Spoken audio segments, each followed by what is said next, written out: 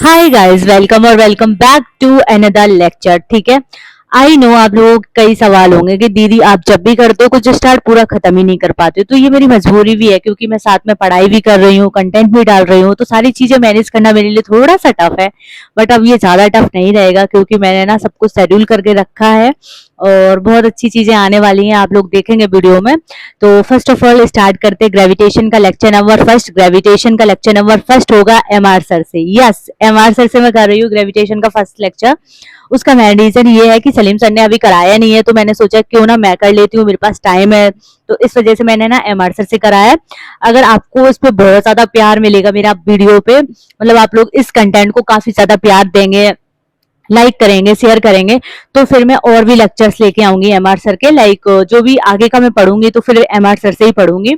ठीक है, so start करते इस लेक्चर को। और ये लेक्चर सर का 36 मिनट का था, तो हम लोग इसे कंप्लीट कर लेंगे 5 मिनट में। या राइट, आप लोग सही से सुने हैं, 5 मिनट में हमारा ये लेक्चर नंबर फर्स्ट टिप्स पे हो जाएगा। So let's get started guys. So guys start करते ग्रेविटेशन का लेक्चर नंबर फर्स्ट रिवीजन करना। ठीक है, और ये लेक्चर 36 मिनट का था, तो 15 मिनट भी नहीं लगेंगे हम लोग को रिवाइज करने में, लाइक 6 मिनट में हो जाएगा रिवाइज। और मैं आपको बता दूँ, ये ग्रेविटेशन का लेक्चर नंबर फर्स्ट अपन कर रहे हैं एमआर सर से, योर फेवरेट एमआर सर। ठीक है, सो स्टार्ट करते ये वाला लेक्चर, और इसका मैं रीज़न मैंने ऑलरेडी आपको बता दिया है, तो स्टार्ट करते हैं। ठीक है, तो सबसे पहले आप लोग देख सकते हो यहाँ पे एक फोर्स है जो कि है ग्रेविटेशन फोर्स, दूसरा है न्यूटन लॉ ऑफ ग्रेविटेशन। ठीक है, ये दोनों फोर्स अलग हैं। ठीक है, तो सबसे पहले बताते ग्रेविटेशन फोर्स क्या होता है। तो force of attraction between any two massive object due to their mass is called gravitation force. मतलब force of attraction between any two massive object due to their masses is called gravitation force. ठीक है, आप लोग को समझ में आ गया होगा, दो मासिव ऑब्जेक्ट जो होते हैं उनमें फोर्स ऑफ अट्रैक्शन लगता है, उनकी मासेस की वजह से उन्हें बोलते हैं ग्रेविटेशन फोर्स। ठीक है, अब बढ़ते हैं न्यूटन लॉ ऑफ ग्रेविटेशन। इसमें क्या होता है, for point mass and spherical mass symmetry भी सिमेट्री के लिए ग्रेविटेशन फोर्स कैलकुलेट करेगा।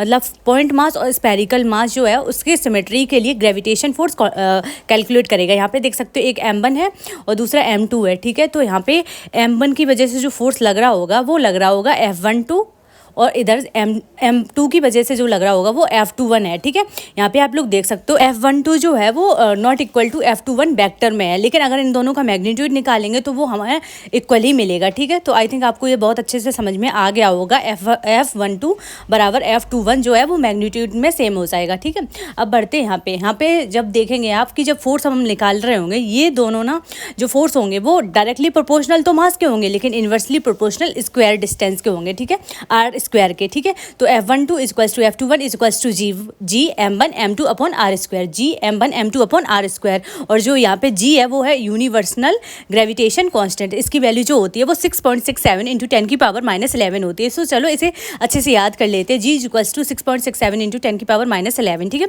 और इसको जो फोर्स होता है वो इक्वल होगा G M1 M2 upon r square, G M1 upon M2 upon r square, G M1 M2 upon r square. इसकी वैल्यू क्या होगी, 6.67 इंटू 10 की पावर -11।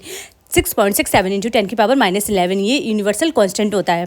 ठीक है, और यहाँ पे M1 M2 apply force on each other in equal magnitude and opposite direction, action reaction pair होता है। सेंट्रल फोर्स जो होता है वो direction of force along the line joining. ठीक है, सेंट्रल फोर्स क्या, direction of force along the line joining, direction of force along the line joining, direction of force along the line joining, direction of force along the line joining. ठीक है, अब Newton's law of gravitation पे sir ने 10-11 बातें बताई हैं। सो चलो सिर्फ रीडिंग मारेंगे अपन। ठीक है, लेकिन हम यहाँ पे ये वाली वैल्यू याद करा रहे हैं, तो भाई कर लो, जी इक्वल टू 6.67 इंटू 10 की पावर -11 यूनिवर्सल ग्रेविटेशन कांस्टेंट होता है। क्या होता है, यूनिवर्सल ग्रेविटेशन कांस्टेंट। अब 10 बातें टिप्स पे याद करनी है, सिर्फ रीडिंग करनी है, तो रीडिंग करनी है। ये सेंट्रल फोर्स होता है, फॉलो करता है इन्वर्स स्क्वायर लॉ को, F is inversely proportional to r square. ठीक है, सेंट्रल फोर्स होता है, फॉलो करता है इन्वर्स स्क्वायर लॉ को, सेंट्रल फोर्स होता है इन्वर्स स्क्वायर लॉ को फॉलो करता है, F is inversely proportional to r square. Conservative force होता है, work does not depends on path. ठीक है, कंजर्वेटिव फोर्स होता है, वर्क डन जो होता है वो डिपेंड नहीं करता पाथ पे। कंजर्वेटिव फोर्स होता है, वर्क डिपेंड नहीं करता पाथ पे। इनफाइनाइट रेंजेस होते हैं, वीकेस्ट फोर्स होता है, force does not depends on medium पे भी डिपेंड नहीं करता। मेडिएटेड बाई ग्रेविटोन होता है, ऑलवेज अट्रैक्टिव होता है। ठीक है, और ये सारी आप लोग पढ़ लो अच्छी तरीके से। ठीक है, ग्रेविटेशन फोर्स इज ये पता नहीं क्या लिखा है, stability of universe as form action reaction pair. ठीक है, और फॉलो करता है सुपरपोजिशन थ्योरम को। ठीक है, बस इसमें 10-11 पॉइंट है, बस एक बार पढ़ लिया काम खत्म, आपको बार बार रिवाइज रिवाइज करने की ज़रूरत नहीं, ना यहाँ से कुछ मतलब ठीक है, कभी स्टेटमेंट टाइप का क्वेश्चन बन सकता है कि ये वाला ये वैलिड होता है इसके लिए या नहीं, तो बस आप लोग पढ़ सकते हैं। यहाँ पे एक पेज हमारा समाप्त हुआ और बढ़ते हैं इस क्वेश्चन की तरफ। यहाँ पे 2 मास दे रखे, एक तो 1 किलोग्राम का है, दूसरा 90 किलोग्राम का है, ठीक है, और बीच में r डिस्टेंस है। तो हमसे पूछा गया F12 और F21 का जो रेशियो होगा वो क्या होगा, तो अपन सीधे लगा देंगे। जो भी अपन का फॉर्मूला था वो क्या था, F12 की वजह से कैसे लेगा, G M1 upon M2, G M1 M2 upon R square, G M1 M2 upon R square, और F2 की वजह से भी लगा देंगे G M2 upon into M1 upon R square. तो जब वैल्यू फाइंड आउट करेंगे तो 1/1 आ जाएगी, ठीक है। और हमने 1 किलोग्राम पे A1 एक्सेलरेशन मान लिया और 90 किलोग्राम पे A2। अगर हमने एक्सेलरेशन A1 और A2 को due to their mutual gravitation की वजह से, तो हमसे पूछा गया A1 A2 बताओ, तो वो हम आराम से निकाल देंगे। क्या होगा, acceleration is equals to F upon M1, A2 is equals to F upon M2, तो A1 upon A2 is equals to M2 by M1 और 90/1 आ जाएगा। तो ठीक है, यहाँ पे हम लोग अच्छे से कर सकते हैं। अब भाई मैं आपको बताने वाली हूँ superposition theorem. Force between any to object does not depends on presence of the other object but net force on object is vector sum of all the force acting on it. ठीक है, सबसे पहले ये हमारी पिंकी साहिबा बहुत ज़्यादा सीधी है, दुनिया में बहुत ज़्यादा अकेली हैं, इन्हें मतलब इन्हें किसी की तलाश है कि कोई मिल जाए जिससे ये अपना सुख दुख शामिल कर सके, मतलब बता सके। तो यहाँ पे हमें मिले रामलाल, ठीक है, तो रामलाल ने पिंकी को देखा, पिंकी ने रामलाल को देखा, दोनों ही एक दूसरे को देख के मन मोहित हो गए और एकदम खुश हो गए। और रामलाल ने पिंकी से पूछा क्या तुम बिल्कुल अकेली हो, तुम्हारे जीवन में कोई और तो नहीं? पिंकी ने बोला नहीं, मेरे जीवन में तो कोई नहीं, बस तुम्हारी तलाश थी, और वो बहुत अच्छे से उसे रख रही थी, ठीक है। और फिर उसके बाद फिर क्या हुआ, एक दिन कलुआ आया, कलुआ ने पिंकी को देखा, पिंकी ने कलुआ को देखा, दोनों के बीच में फोर्स लगने लग गया, ठीक है। तो क्या हुआ, कलुआ के आने से रामलाल के होने का कोई भी पता नहीं चला, मतलब पिंकी इतनी ज़्यादा टैलेंटेड ही थी, पता नहीं लगने से दे रही थी, ठीक है। ऐसे यहाँ पे एक और आया, मान लेते हैं हीरो लाल आया, उसने पिंकी को देखा, पिंकी ने रामलाल को देखा, फिर यहाँ पे वही चीज़ें हुई, ठीक है। दोनों के बीच में अट्रैक्शन हुआ और उन लोगों ने पूछा भी कि तुम्हारा किसी से कोई चक्कर तो नहीं चलता, वो बोली नहीं नहीं किसी से कोई नहीं चलता। और फिर फुजरी आया, फुजरी ने भी सेम यही किया, उसने पिंकी से वही सवाल पूछा। पिंकी इतनी ज़्यादा टैलेंटेड थी, वो जितने को भी मानती थी ना, वो सबको बराबर करती थी, किसी को पता भी नहीं चलने देती थी कि मेरा कोई और है। जितना टाइम वो पहले दे रही थी उतना ही वही टाइम अभी दे रही थी। तो बस यही था कि जिसकी वजह से जो फोर्स लग रहा है उस पर कोई भी असर नहीं आता है दूसरे की आने की वजह से, ठीक है। तो यही है super imposition theorem. I think ये आप कभी नहीं भूल सकते भाई, कभी भी नहीं, ठीक है।